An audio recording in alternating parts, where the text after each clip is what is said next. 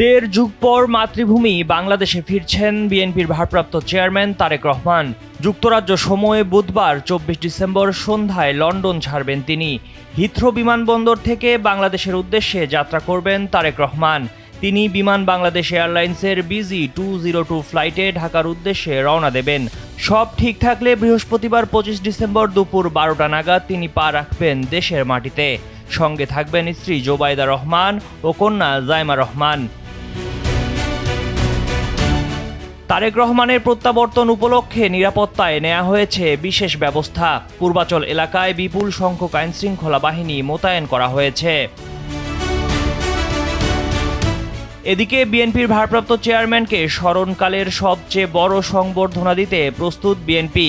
দলটির আশা ৫০ লাখের বেশি নেতাকর্মী জমায়েত হবে ঢাকায়। পূর্বাচলের ৩০০ ফিট এলাকায় স্মরণকালের স্মরণীয় সংবর্ধনার প্রস্তুতি নিচ্ছে বিএনপি।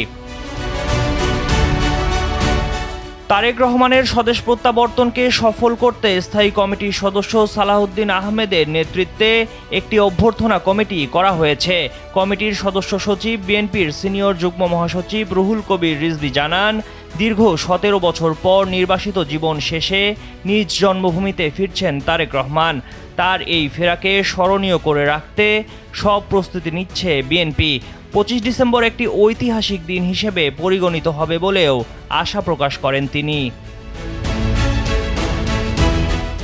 ডেস্ক রিপোর্ট, সময়ের আলো।